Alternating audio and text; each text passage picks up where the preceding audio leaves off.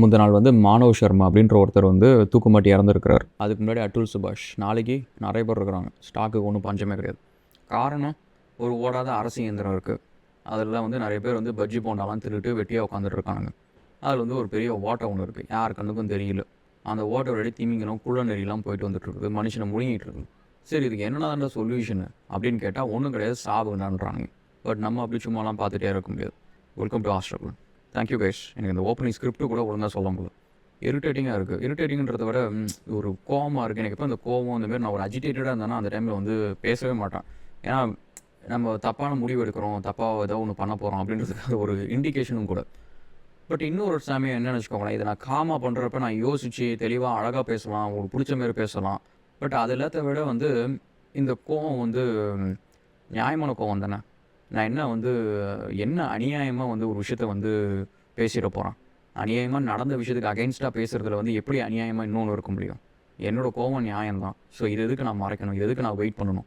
So at the same time guys, நீங்கள் வந்து உங்களுக்கு வந்து டிப்ரெஸ்டாக இருக்குது, சூசைடல் தாட்ஸ் வருது, அண்ட் மனசு ரொம்ப கஷ்டமாக இருக்குது, பேசுகிறதுக்கு யாரும் இல்லை அப்படின்னா தயவு செஞ்சு அதை நீங்கள் போஸ்ட்போன் பண்ணிக்கிட்டே இருக்காதிங்க. உங்கள்ட்ட யாராவது ஒருத்தவங்க உங்களுக்கு நம்பி பேசுகிறவங்க இருப்பாங்க, அவங்கள்ட்ட பேசுங்க. அண்ட் இன்ஸ்டாகிராமில் எனக்கு மெசேஜ் பண்ணுங்கள், லிங்க்டின்ல பேசுங்க. ஸோ உங்களுக்கே தெரியும், இன்ஸ்டாகிராமில் எத்தனையோ பேர்கிட்ட நான் உங்கள்கிட்ட நிறைய பேர்கிட்ட பேசியிருக்கிறேன். இந்த சூசைடுன்னு சொல்கிறவங்கள்ட்ட கிட்டத்தட்ட ஒரு 300-400 பேர்கிட்ட நான் பேசியிருக்கிறேன். நான் ஒன்றும் பெரிய கவுன்சிலரோ எனக்கு தான் எல்லாம் தெரியும் அப்படின்றதெல்லாம் கிடையாது. ஆனால் ஒருத்தவங்க கஷ்டத்தில் இருக்கிறப்ப, அந்த வழியில் இருக்கிறப்ப அவங்களோட வலி என்ன வேதனைன்றது தெரியும். அதுவும் சூசைடெல்லாம் இருக்கிறப்ப நம்மளும் இந்த கிறுக்குவால்லாம் பண்ணியிருக்கிறோம்.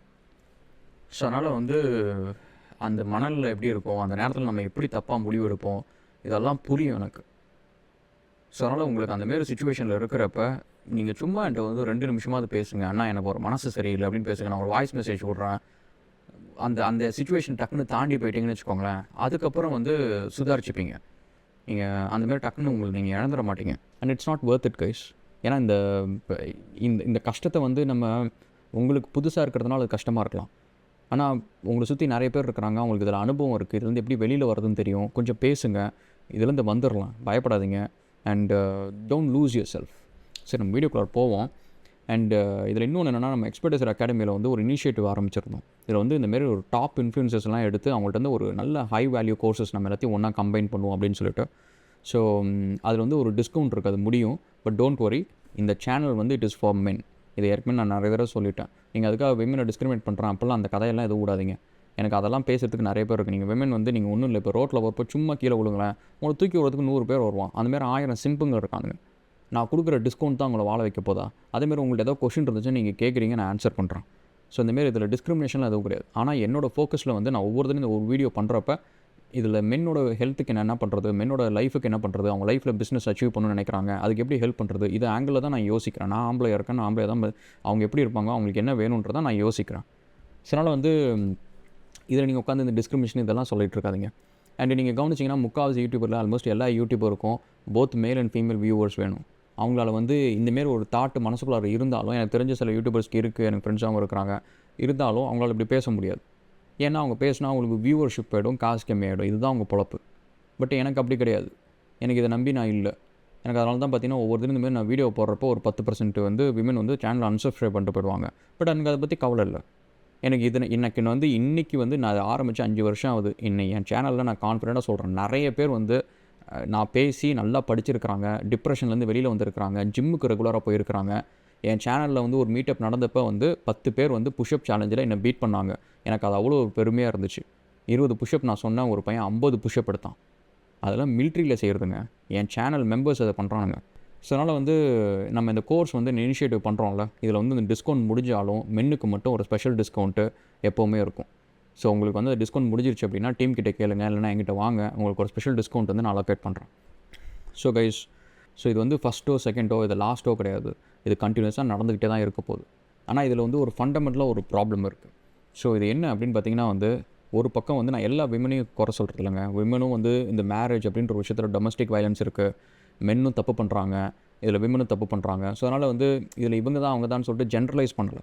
இதில் வந்து தப்பாக வந்து ஒரு டாக்ஸிக்காக இருக்கிற ஃபீமேல்ஸ் தான் வந்து இந்தமாரி ஒரு எக்ஸ்ட்ரீம் எண்டுக்கு போகிறாங்க. அதை நீங்கள் வந்து தயவு செஞ்சு முன்னாடியே நீங்கள் வந்து ஐடென்டிஃபை பண்ணுங்கள். நீங்கள் வந்து என்கிட்ட வந்து இவ்வளோ சொத்து இருக்குது, அது இருக்குது, இது இருக்குதுன்னு சொல்லிட்டு நீங்கள் ஒரு அழகான பொண்ணை இம்ப்ரெஸ் பண்ணுறதுக்காக இது மூலிமா அந்த பொண்ணு உங்ககிட்ட வரணும்னு நினச்சிங்க அப்படின்னா அதில் வந்து இந்தமாதிரி தப்பு நடக்கிறதுக்கான சான்சஸ் நிறையா இருக்குது. நீங்கள் வந்து ஒரு மேரேஜ் அப்படின்ற ஒரு விஷயத்துக்கு நீங்கள் போகிறீங்க அப்படின்னா அந்த பொண்ணு லைஃப் லாங் வரைக்கும் உங்களுக்கு இருக்குமா அப்படின்றத பாருங்கள். நாளைக்கு வந்து உங்களுக்கு உடம்பு சரியில்லை, ஏதோ 3 நாள் டேக் கேர் பண்ணுறதுக்கு அந்த பொண்ணு இருக்குமா? நாளைக்கு அதேமாதிரி நீங்கள் அந்த பொண்ணுக்கு இருப்பீங்களா?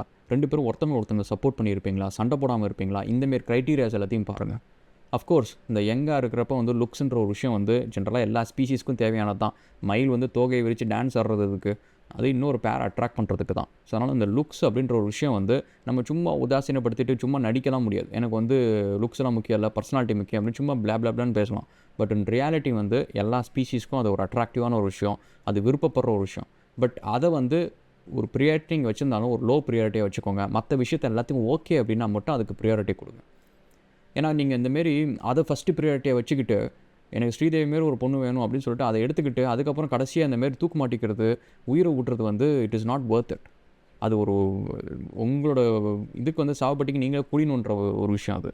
அதேமாரி கைஸ் நீங்கள் வந்து இன்னொரு விஷயம் நான் வந்து பசங்களுக்கு சொல்கிற விஷயம் என்னென்னா, இந்த வீடியோ நீங்கள் பார்க்குறீங்க அப்படின்னா உங்கள் ஃப்ரெண்ட்ஸ் யாரையாவது நீங்கள் பட்டப்பேர் வச்சு கூப்பிட்றது அந்த ஒரு பழக்கம் இருக்குன்னா தயவு செஞ்சு அதை இன்னையோடு நிறுத்துங்க. நான் வந்து சின்ன வயசுலேயே எனக்கு வந்து 2வது 3வது படிக்கிறப்பே வந்து அது ஒரு தப்பான விஷயம்னு எனக்கு தெரிஞ்சிச்சு. தப்பான விஷயன்றதை விட அது ஒரு கேவலமான ஒரு விஷயம்னு தெரிஞ்சிச்சு. ஏன்னா முக்கால்வாசி நேரம் பசங்க அதை பண்ணுறது வந்து ஈவன் ஃப்ரெண்ட்ஷிப்பாக ஒரு விளையாட்டா அவங்களோட லவ் எக்ஸ்ப்ரெஸ் பண்ணுறதே ஒரு ஹார்ஷாக ஒரு விதமாக தான் இருக்கும். ஸோ அதனால் அப்படி பண்ணுறாங்கனாலுமே அது என்ன பண்ணுது அப்படின்னு பார்த்தீங்கன்னா, உங்களை நம்பி நாளைக்கு ஒரு பிரச்சனைன்னு சொல்லிட்டு சரி இவன் ஃப்ரெண்டு இருக்கான்டா இவன்கிட்ட சொல்லலாம் அப்படின்னு சொல்லி வரப்போ இவன் சொன்னால் நாளைக்கு இதை என்னை வச்சு ஒரு பட்டப்பேர் சொல்லுவான், பொட்டை மேலே அழுது அதை பண்ண இதை பண்ண அப்படின்னு சொல்லிட்டு ஏதாவது ஒன்று சொல்லிடுவானோ அப்படின்னு சொல்லிட்டு உங்கள்கிட்ட சொல்ல முடியாமல் இருக்கும். நீங்கள் நிஜமாக நான் சொல்கிறேன், இன்ன வரைக்கும் நான் ஒரு ஓப்பன் சேலஞ்ச் கொடுக்குறேன். நான் படித்த ஸ்கூலு காலேஜ் எல்லாத்துலேயுமே ஒருத்தங்களை கூட வந்து நான் பட்டப்பேர் வாத்தியாரையோ இல்லை வந்து ஸ்கூலில் படிக்கிற பொண்ணுங்களையோ பசங்களையோ ஃப்ரெண்ட்ஸையோ இல்லை எனக்கு பிடிக்காத எதிரியாக கூட இருக்கட்டுமே அவனை கூட நான் வந்து பட்டப்பேர் வச்சு இன்ன வரைக்கும் கூப்பிட்டது கிடையாது. இவன் குண்டு, இவன் அப்படி இருக்கிறான் இப்படி இருக்கிறான், சொட்டை அது இது அப்படின்னு சொல்லிட்டு ஒருத்தனையும் நான் கூப்பிட்டது கிடையாது. என்னை வந்து கிண்டல் பண்ணியிருக்கிறாங்க, கேலி பண்ணியிருக்கிறாங்க, அதுக்கு கூட திரும்ப நான் அப்படி கூப்பிட்டது கிடையாது. ஏன் அப்படின்னா எனக்கு அது கூப்பிட்றது வந்து என்னோடய இன்டெலிஜென்ஸை நான் லோவர் பண்ணிக்கிற மாதிரி, ஒரு மனுஷனாக என்னை வந்து கன்சிடர் பண்ணாத அளவுக்கு அது ஒரு விஷயமான ஒரு நினச்சிட்ருக்கிறேன். ஆக்சுவலி அந்த டைமில் இருக்கிறப்ப என்னோட வயசில் பெரியவங்களாம் கூப்பிட்றப்ப எனக்கு அவங்கள பார்த்தாலும் அருவருப்பாக இருக்கும்.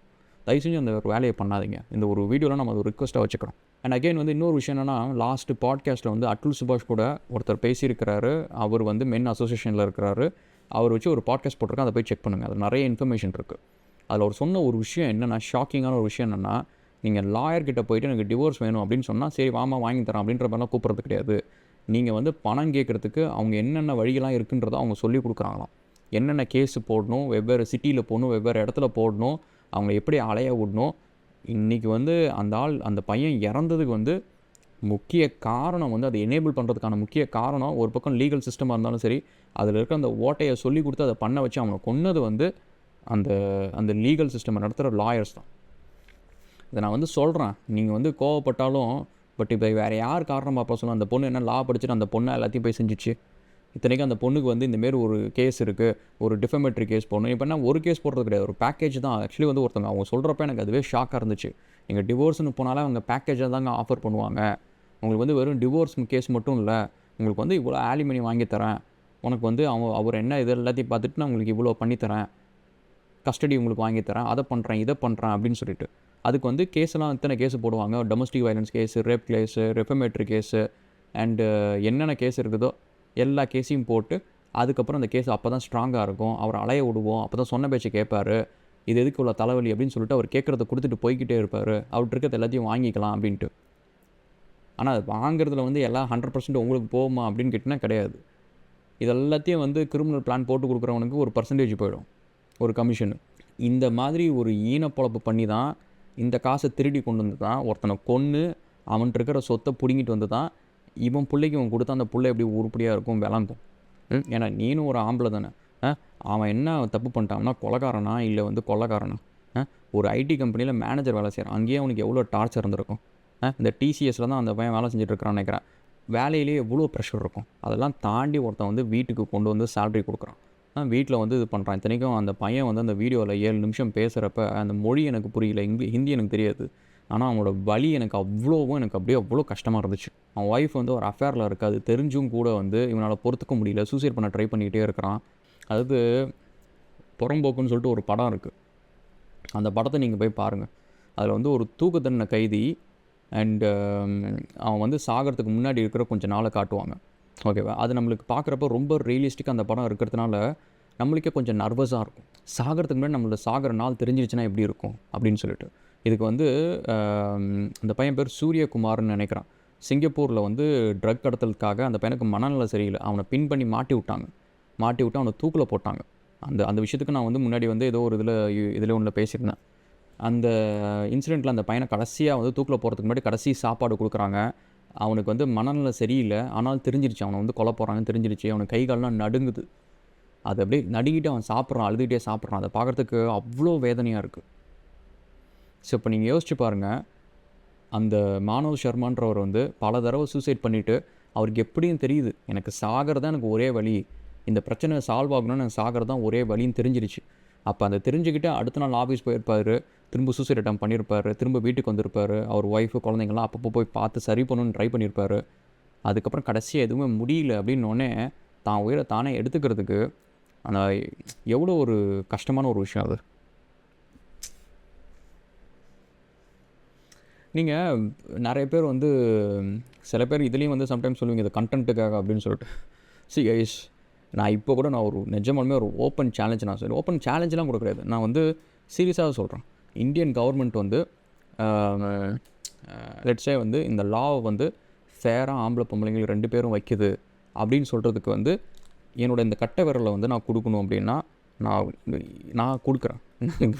கொடுக்குறேன் இல்லை, நான் இந்தியாவுக்கு வரேன், 1000 பேர் இருக்கட்டும், கோடி பேர் வாங்க, அவங்க எல்லோரும் முன்னாடியும் இதுக்கு நீங்கள் அனஸ்தீஷியா கூட கொடுக்க தேவையில்ல, நானே எடுத்து கட் பண்ணி இதை நான் கொடுத்துக்குறேன். இதை நான் வந்து சும்மா அதை சொல்லணுன்னு கூட சொல்லலை. ஈவன் இப்போ கூட வந்து ஒரு சுப்ரீம் கோர்ட் ஜட்ஜி சொல்லட்டும், ராகுல் நீ பண்ணு நான் கொடுக்குறேன் அப்படின்னா நான் அட்வான்ஸாக கூட பண்ணுறேன். ஏன்னா இதனால் ஒரு விழிப்புணர்வு வந்து அதனால் வந்து இந்த மாற்றம் நடக்கும்னு வச்சுக்கோங்களேன். இது என்ன பெரிய கட்ட வரல, இது போனால் போயிட்டு போகுது, ஏன் இது இல்லைன்னா உயிர் வாழ முடியாது தானே. பட் இதனால் வந்து எத்தனையோ பேர் உயிரை காப்பாற்ற முடியும்னு வச்சுக்கோங்க, அதில் என்ன கணக்கு போகுது. நான் ஆல்சோ சில பேர் வந்து இது வந்து இன்னொரு கண்டென்ட் மாரி சும்மா ஏதோ ஒரு யூடியூபர் பேசிகிட்டு இருக்கிறான் அப்படின்ட்டு. கைஸ், நீங்கள் என்னோடய லிங்க்டின் ப்ரொஃபைலை போய் படித்து பாருங்கள், ஓகேவா? ஸோ நான் ஏற்கனவே நிறைய வீடியோஸை சொல்லியிருக்கேன். லாவோஸில் வந்து அந்த சைட்டுக்கு போகிறதுக்கு வந்து கிட்டத்தட்ட ஒரு நாள் ஆகிடுச்சு. எத்தனை பஸ்ஸு, 3 பஸ்ஸு மாறுறோம், 3 பஸ்ஸு, ஒரு வண்டி, ஒரு ட்ரக்கு, 2 போட்டு, இதெல்லாம் தாண்டி அந்த ஒரு காட்டுக்குள்ளார அந்த சைட்டில் போகிறோம். அங்கே வந்து கிட்டத்தட்ட 70% வந்து ஆம்பளைங்க வேலை செய்கிறாங்க, 30% பொண்ணுங்க வந்து இந்த கேட்ரிங்கு, ஆஃபீஸ் வேலைங்க, க்ளீனிங்கு, இந்த ஒர்க்லாம் பண்ணுறாங்க. ஆம்பளைங்க வந்து மைனிங் சைட்டில் வேலை செய்கிறாங்க. அந்த கேன்டீன் வந்து இருக்கிற கேன்டீனில் ஒவ்வொரு டேபிள்லேயும் வந்து ஒரு பாக்ஸு, இந்த பாக்ஸில் வந்து ஒரு பவுச்சில் ஃபோட்டோ போட்டிருக்கு. அது பின்னாடி வந்து எல்லாம் உண்டியலில் காசு போடுறது.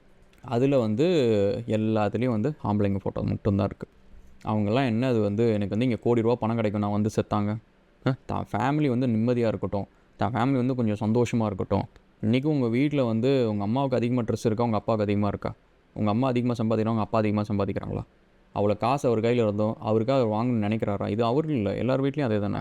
அதனால் இதெல்லாம் யோசிங்க கைஸ். நீங்கள் வந்து இந்த சிம்புங்களுக்கு நான் சொல்கிறேனே, தயவு செஞ்சு புரிஞ்சுக்கோங்க. நீங்கள் சிம்புனாலும் நீங்கள் வந்து ஆஃபீஸில் வந்து சிரிச்சு பேசினா உங்களுக்கு வந்து எக்ஸ்ட்ரா எந்த ஒரு அட்வான்டேஜும் கிடைக்க போகிறதில்ல. நீங்கள் பொண்ணு கிடையாது, நீங்கள் பொண்ணு மாதிரி. இதை நான் ஆக்சுவலி சொல்கிறேன்னு கோவப்படாதீங்க, எனக்கு ஆக்சுவலி வந்து நிஜமாக கோவம் இருக்கிறதுன்னு சொல்கிறேன். அப்படி நீங்கள் வந்து ஃபெமினாக பேசுகிறீங்க, நீங்கள் வந்து கொஞ்சம் கேர்ள் மாதிரி தெரியுறீங்க பசங்களுக்கும் கூட, ஓகேவா? ஸோ நீங்கள் சிம்புங்கன்றது வந்து இட் இஸ் நாட் லைக் நீங்கள் வந்து விமன் கிடையாது, நீங்கள் வந்து டிரான்ஸ்ஜெண்டர்லாம் கிடையாது, நீங்கள் மேல் தான். உங்களுக்கு வந்து ஒரு சராசரியாக ஒரு ஆம்பளைக்கு வந்து லைஃப்பில் எவ்வளோ கஷ்டங்கள் இருக்குதோ அது எல்லாமே இருக்கும். நீங்கள் பொண்ணுங்களுக்கு இப்படி பெருசாக புகழ்ந்து பேசுகிறதுனால, சப்போர்ட் பண்ணுறதுனால, கூனை கும்பிட்டு போடுறதுனால, இந்த என்ன ஏதோ பெருசாக கேவலமாக சொல்லுவான், அப்புறம் என்ன சும்மா உட்காந்து எல்லாம் கமெண்ட்ஸில் வந்து இந்த கண்டென்ட்டில் என்ன சொல்ல வரன்றதை யோசிக்காமல் நான் சொன்னதை வந்து யோசிச்சுட்டு இருப்பீங்க. ஸோ இதெல்லாம் பண்ணுறதுனால வந்து உங்களுக்கு பெரிய அட்வான்டேஜெலாம் கிடையாது, ஓகேவா? நான் ஆக்சுவலி சொல்கிறேன்னே, மேரேஜ்லேயும் சரி, நீங்கள் லவ் பண்ணுற பொண்ணுக்கும் சரி, நீங்கள் சிம்பாக இருக்கிறது வந்து உங்கள்கிட்ட இருக்கிற ஒரே ஒரு அட்வான்டேஜ் வந்து நீங்கள் சொன்ன பேச்சை கேட்பீங்க, நீங்கள் எதாவது வேலை கொடுத்தா செய்வீங்கன்றதான் தவிர உங்கள் மேலே இருக்கிற லவ்வெல்லாம் கிடையாது. இது வந்து நிறைய பேர் கன்ஃபியூஸ் பண்ணிக்கிறீங்க. அர்ஜுன் ரெட்டி படம் தான் பிடிச்சிச்சு, இதயம் படம் முரளி பிடிக்கல. 2 பேருமே வந்து டாக்டர், 2 பேருமே வந்து மெடிக்கல் ஸ்டூடெண்ட்டு தான். 2 பேரும் வந்து ஈவன் ஒரே காலேஜில் போயிருந்தாலும் சரி, இதயம் முரளி வந்து யாருக்கும் பிடிக்கல, அர்ஜுன் ரெட்டி தான் பிடிச்சிருந்துச்சு. ஸோ இது எதுக்கு அப்படின்னு சொல்கிறேன்னா, அர்ஜுன் ரெட்டி வந்து அந்த கேரக்டர் வந்து ஒரு சிம் கேரக்டர் கிடையாது. அவன் கேரக்டர் அவன் என்ன தோணுதோ அவன் செய்வான், அந்த மாதிரி. ஆனால் இதயம் போடுற முரளி வந்து ஹீரா என்ன கேட்டிருந்தாலும் அந்த முரளி செஞ்சுருப்பாப்புல. ஸோ நேச்சுரல் கைஸ், நீங்கள் வந்து ஒரு ஒரு பொண்ணை லவ் பண்ணுறீங்க அப்படின்னா அந்த கதையில் நீங்கள் தான் ஹீரோ, அந்த பொண்ணு வந்து ஹீரோயின். ஸோ அந்த கதையில் வந்து நீங்களே இன்னொரு ஹீரோயின் ஆகிட்டீங்கன்னு வச்சுக்கோங்க. அப்போ ஹீரோ அந்த பொண்ணு வேறு எங்கேயோ ஒரு இடத்துல தேட தான் செய்யும். அண்ட் ஆல்சோ நீங்கள் வந்து உட்காந்துக்கிட்டு இங்கே பாரு என்னோட தலைவரை பாருங்கள், எவ்வளோ அழகாக இருக்கார், எவ்வளோ ஸ்டண்ட்டு பண்ணுறாரு, எவ்வளோ பைக் ரேஸ் பண்ணுறாரு, அவர் கெத்து அப்படின்ட்டு அந்த பொண்ணு முன்னாடி நீங்கள் சொல்லுவீங்க. அங்கே பாரு MS தோனி பாரு என்ன 6 அடிக்கிறார், விராட் கோலி பாரு எவ்வளோ சூப்பர், எங்கள் ஜி பாரு ட்ரம்ப் வந்து அவருக்கு சேரை தள்ளி கொடுக்குறாரு அப்படின்னு சொல்லிட்டு நீங்கள் இன்னொருத்தரை வந்து உங்கள் கதையில் ஹீரோ ஆக்குனீங்கன்னா நீங்கள் காமெடியன் ஆகிடுவீங்க. அந்த பொண்ணு ஹீரோயினாக தான் இருக்கும், ஆனால் நீங்கள் ஹீரோவாக இருக்க மாட்டீங்க. நீங்கள் ஜஸ்ட் டெம்ப்ரரி ஹீரோ தான் அன்டில் இன்னொரு பாய் பெஸ்ட் ஹீரோ வர வரைக்கும். அதனால் நீங்கள் சிம்பிளாக இருக்கிறதுனால உங்களுக்கு ஒரு அட்வான்டேஜும் கிடையாது. இப்போ இருக்கிற அந்த ஃபெமினிஸ்ட் இந்த கண்டென்ட்டெல்லாம் பயங்கரமாக ப்ரொப்போல் பண்ணி உங்கள்கிட்ட வந்து கொண்டு போய் சேர்த்துட்ருக்குறாங்க. இந்த US AID அப்படின்னு சொல்லிட்டு ஒரு வீடியோ ஒன்று பண்ணியிருந்தேன். அது வந்து இதுதான் பண்ணிகிட்டு இருந்துச்சு. உலகம் முழுக்க ஃபண்டிங்கை கொடுத்து இந்த ப்ரைட் ரேலியை கண்டக்ட் பண்ணுங்கடா, இந்த ஆம்பளைங்கள்லாம் பாதி ஆம்பளைங்களை ஆக்குங்கடா அப்படின்னு சொல்லிட்டு இது எல்லாத்தையும் தான் ப்ரொப்போல் பண்ணிட்டுருக்குறானுங்க. ஸோ எந்திரிச்சிக்கோங்க. யுக்ரைனில் வந்து இப்போ வார் நடக்குதுல்ல, அங்கே இருக்கிற சிம்புங்களாக இருங்க இல்லை நிஜ ஆம்பளைங்களாக இருங்க, யாரை வேணாலும் இருங்க, ஆனால் கண்ட்ரி விட்டு வெளியில் போகாமல் இருக்கணும். ஏன்னா அந்த கண்ட்ரியில் சண்டை போடுறதுக்கு அவங்க வேணும், கான்ஸ்கிரிப்ஷன் சொல்லுவாங்க. இப்போ நீங்கள் இருக்கிற கண்ட்ரிலையும் வந்து நாளைக்கு போர்னு வந்துச்சுன்னா 100% ஆம்பளைங்க அங்கே இருந்து சண்டை போட்டு தான் ஆகணும். எத்தனை வயசு தெரியுமா? World War II வந்து 13 வயசுலேருந்து பசங்க எல்லாம் சண்டைக்கு போயிருக்காங்க. பிரிட்டனில், ஜெர்மனியில், ஃப்ரான்ஸில், ஆஸ்திரியாவில் எல்லா கண்ட்ரியில் இருந்தோம், இந்தியாவிலேருந்து கொண்டு கூட. யுக்ரைனில் 90% ரெஃப்யூஜிஸ், வெளில போன ரெஃப்யூஜிஸில் வந்து பொண்ணுங்க. நீங்கள் இப்படி சிம்பிளாக இருக்கிறதுக்காக ஒன்றையும் கூப்பிட்டு போகிறேன் அப்படின்னு சொல்லிட்டுலாம் கூட்டிகிட்டுலாம் கூட போக மாட்டாங்க. நீ இருந்து சண்டை போடு, சாவு எதனாலும் பண்ணு, நான் கிளம்புறேன் அப்படின்ட்டு போயிடுவாங்க. இதுக்காக நான் எல்லா பொண்ணையும் கெட்டவங்க அப்படிலாம் சொல்கிறேன். அந்த டாக்ஸிக் ஃபெமினிசம் மட்டும்தான் நான் பேசுகிறேன் கைஸ். நீங்கள் சும்மா வந்து நீங்கள் டைவர்ட் பண்ணுறதுக்காக நீங்கள் அதை கொண்டு வந்துடுறாங்க. ஒன்றே இந்த சென்டிமெண்ட்டெல்லாம் வந்து சோஷியல் இன்ஜினியரிங்லாம் இங்கே வந்து பண்ணிகிட்டு இருக்காதிங்க. ஸோ கைஸ், ஒரு விஷயம் நல்லா ஞாபகம் வச்சுக்கோங்க. இந்த லைஃப்பில் வந்து it is just you, the journey is all about you. So இன்றைக்கி வந்து உங்களுக்கு வந்து ஒரு ஃப்ரெண்டை நான் இன்ட்ரடியூஸ் பண்ணுறேன், ஓகேவா? இது என்ன அப்படின்னு பார்த்தீங்கன்னா ஒரு வாக்கிங் ஸ்டிக்கு. நான் ஒன்றும் அவ்வளோ வயசாகலை, ஃபிட்டாக தான் இருக்கிறேன், எங்கே தான் இருக்கிறேன், அண்ட் என்னால் எல்லா வேலையும் பண்ண முடியும், நல்லா ஸ்ட்ராங்காக தான் இருக்கிறேன். பட் என்ன, இது வரைக்கும் யார்ட்டையும் சொன்னதில்லை, எங்கள் வீட்டுக்கே தெரியாது. இது இன்னொரு வீடியோ நான் டீட்டெயிலாக சொல்கிறேன். நான் எனக்கு வந்து 8 வருஷமாக வந்து எனக்கு பேக் போன் வந்து பிரச்சனை, அது கொஞ்சம் உடஞ்சிருக்கு. ஸோ அதனால் வந்து ஒரு மாதத்தில் சில நாள் வந்து எனக்கு நடக்கிறதே கஷ்டம். கஷ்டம்னா வெறும் நடக்கிறதுக்கு மட்டும் கிடையாது, உட்கார்றது, எந்திரிக்கிறது எல்லாமே ரொம்ப கஷ்டம். பட் ஆனால் எங்கள் வீட்டில் இத்தனை வருஷம் தெரியாது, அதுக்காக நான் மருந்து சாப்பிட்றது எதுவுமே தெரியாது. ஏன் அப்படின்னா வந்து அவங்க சும்மா வந்து இதுக்காக நோயின்ட்டு வந்து அந்த வேலை செய்ய நம்ம ஒரு நாளைக்கு 18 மணி நேரம் வேலை செய்கிறோம், செய்யாத இது பண்ணாத அப்படின்னு சொல்லிட்டுருப்பாங்க. பட் இதை நான் வந்து சும்மா எனக்கு தெரியாமல் இல்லை, இதெல்லாம் செஞ்சேன்னா ஓகே என் லைஃப் கம்மியாகும், எனக்கு ஏதோ பிரச்சனை வரலாம் தெரியும்.